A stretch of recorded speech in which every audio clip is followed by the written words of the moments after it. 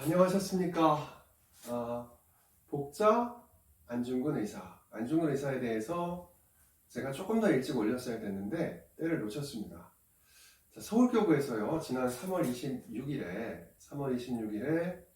우리 주님 탄생 예고 축일 다음 날이죠. 3월 26일에 서울교구에서 교구장님, 새로운 교구장님인 정주현님의 주례로 기억하다, 빛과 소금이 된 이들이라고 하는 주제로 미사가 열렸어요. 이제 서울교구는 1년에 두 차례 상반기, 하반기로 나누어서 우리 역사 안에서 신앙의 모범이 되었던 분들을 기리는 이 기념미사를 거행할 예정이라고 하는데요. 그 첫 번째로 기념하게 된 분이 이 안중근 의사예요. 그래서 우리 복자품에 올려도 좋지 않을까? 복사품에 우리가 올리는 건 아니고 올려달라고 청원을 하는 것이 어떨까 할 만큼 굉장히 훌륭한 분인데, 이 안중근 의사에 대해서 잠깐 생각해보는 시간을 가지려고 합니다. 자, 대한의군 참모중장 겸 독립특파대장 안중근. 안중근 의사가 1879년생이에요. 우리 나이로는 31년, 우리 나이로 32에 돌아가시게 됐는데, 이 안중근 의사는 백범 김구 선생님의 집안과 굉장히 가까운 특별한 사이가 있어요. 안중근 의사의 집안과 김구 선생님의 집안은 독립운동사에서 굉장히 중요한 자리를 차지하는 집안인데 깊은 인연이죠. 신앙적으로라기보다는 두 분은 독립운동가로서 또 사돈지간이기도 해요. 그 김구 선생님의 아들과 안중근 의사의 조카 두 분이 혼인관계시거든요.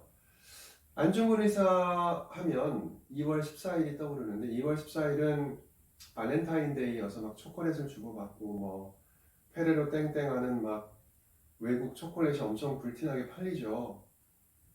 저는 좀 그게 아주 아름다워 보이지는 않는데요. 나쁜 건 아니지만 이날이 안중근 의사의 사형 선고일이에요. 우리가 먼저 기억할 것은 이날 안중근 의사가 하얼빈에서의 그 쾌거죠. 사실은 그 일을 계기로라기보다 그 일로 사형 선고를 받은 날이구나 하는 것을 먼저 기억하면 좋겠고요. 탄생예고 대축일 다음 날인 3월 26일이 사형 집행일이에요. 사형은 하얼빈에서 멀리 떨어져 있는 루이순에서 집행이 됐는데, 우리 교회와 발렌타인데이도 교회의 축제거든요. 탄생예고 축일은 물론이고요. 교회와도 이분의 삶이 관련이 이렇게 있구나라고 하는 생각을 하게 되죠. 이분은 신앙인으로서의 삶과 독립운동이 굉장히 밀접한 이분의 삶에서는 하나로 엮여졌던 분이라고 할 수가 있죠. 안중근 의사의 어록이 있어요. 그 안응칠 자서전이라고 하는 책이 있는데, 안응칠이라고 할 때 응칠은 몸에 등이라고 하는 분도 있고 배라고 하는 분도 있는데 아마 등인가 봐요. 7개의 점이 있었다고요. 북두칠성처럼.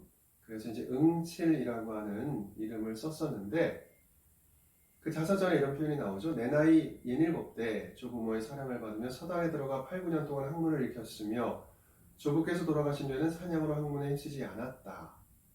제가 하고 싶은 말은 이 학문에 힘쓰지 않았다라고 하는 것보다는 이 안중근 의사가 어려서부터 굉장히 사격을 잘했다고 해요. 그리고 아주 이렇게 쾌활하고 활기 있는 그런 성향이셨고 그랬다는 거죠.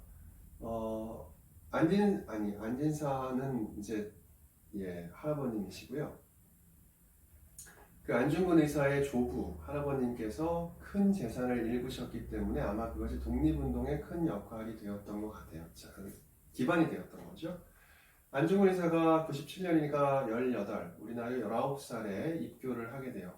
프랑스의 빌렘 신부님, 홍 신부님이라고 하죠. 한국 이름도 계셨는데 홍 신부님에게 세례를 받게 되고, 토마스라고 하는 이름, 도마 안중근이라고 하잖아요.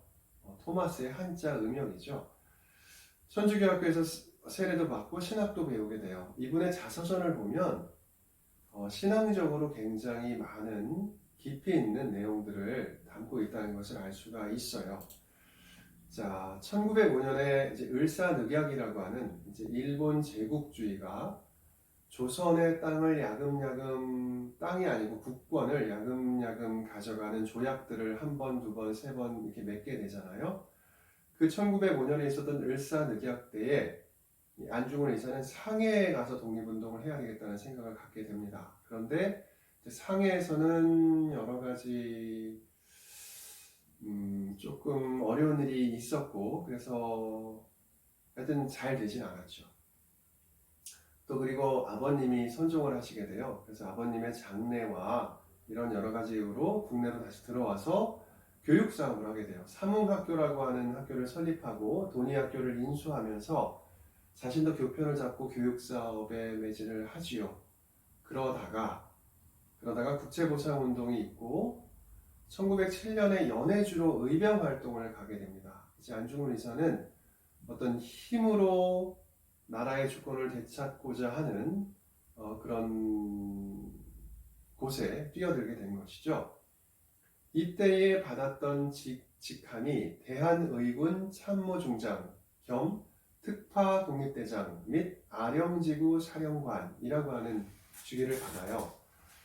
실제로 참전을 해서 일본군들을 격파하고 많은 공을 세우기도 하죠. 그런데 이때 안중근 의사의 성향을 엿볼 수 있는 장면이 있는데, 이분이 전쟁 중이기 때문에 포로에 대한 규정은 국제법을 따라야 한다라고 하는 지휘관으로서의 고집을 갖게 돼요.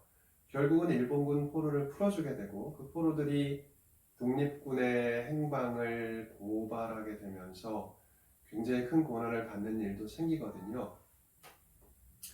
그러니까 이분이 국제법이나 이런 어떤 것에 대한 기대감이 굉장히 컸다는 것도 우리가 엿볼 수 있는데요. 아무튼 그런 여러 가지 역경을 거치면서 1909년에 동의단지회, 안중근 의사 그 손바닥을 딱 찍은 걸 보시면 요 왼쪽 손가락에 요 한 마디가 없거든요. 요만큼이 여기를 칼로 절단을 해서 그 피로 결의를 하시게 되죠. 거사를 이루지 못한다면 우리가 다 함께 자결을 합시다. 뭐 이런 얘기도 했다고 해요. 그리고 1909년에 10월 26일 날 오전 9시 30분에 하얼빈역에서 거리가 제 눈대중으로는 한 7, 8m, 10m 안쪽인 것 같아요. 굉장히 가까운 거리까지 정말 하늘이 보호하사 접근을 하게 되죠. 어떻게 그런 일이 있을 수 있었는지 잘 모르겠다고 해요, 역사가들은. 그런데 가서 권총으로 이토 히로부미를 사살하게 됩니다. 안타깝게도 당시 가톨릭의 교구장, 한국 조선교회 교구장이었던 미틀 주교님은 이 행위를 신앙적으로 받아들이지 못하는 모습을 보이기도 했는데요. 오늘날 우리 신앙인들은 안중근 의사를 기리는 사업을 활발히 벌이고 있고, 이분의 행위는 신앙적으로도 그릇됨이 없다라고 하는 것을 받아들이고 있어요. 안중근 의사가 이토 히로부미를 저격했을 때 15가지 죄목을 준비를 하는데, 이분이 15가지 죄목을 열거하는 것은 사실은 러시아의 영토에서 국제법적으로 어떤 일본이 조선을 침탈하고 있는 것에 대한 부당함을 전 세계에 알리고자 했던 것이거든요. 그런데 이제 일본이 뒷거리를 하게 되면서 하얼빈에서 요동반도에 있는 여순 감옥으로 옮겨지게 되고, 거기 일본령이었으니까 일본 법에 따라서 재판을 받게 되죠. 결국은 국제법적인 논쟁을 일으키고자 했던 뜻은 이루지는 못한 것이죠. 하지만 굉장히 일본과 중국에서는 깜짝 놀랐죠. 조선에서 어떻게 이런 큰 일을 할 수가 있겠는가. 오히려 중국 사람들은 부러워했고요. 왜 우리 중국에는 안중근 같은 열사가 한 명이 없는가 라고 얘기를 하기도 했죠. 안중근 의사는 사형 집행일을 성금요일에 맞춰주기를 간절히 바랬다고 해요. 자신의 삶이 예수님께 봉헌하는 어떤 삶이기를 간절히 바랬고, 당신의 큰아들이 신학교에 가서 사제가 되기를 너무나 바랬던 아버지였죠. 빌렘 신부님의 고해성사와 마지막 미사로 생을 마치시게 되는데, 이 안중근 의사께서 하신 말씀들을 찾아보시면 우리 국민들에게 한 당부도 있고 또 형제들에게 한 당부도 있고 그래요. 이런 내용들이 있는데 찾아보시면 좋을 것 같고요. 제가 이렇게 써놨으니까 화면을 멈추면서 천천히 보셔도 좋을 것 같아요. 제가 읽어드리지는 않을게요. 자, 안중근 의사의 이후에는 돌아오지 못했습니다. 시절이 어려웠고 그리고 그 이후에 우리나라의 상황이 많이 어려웠죠.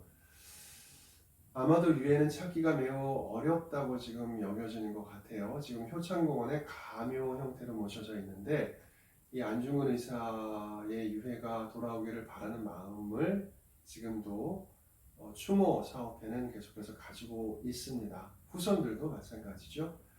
동양평화론이라고 하는 책을 저술을 하시려고 했는데 사형집행일이 앞당겨졌고 그 책은 완성되지 못했어요.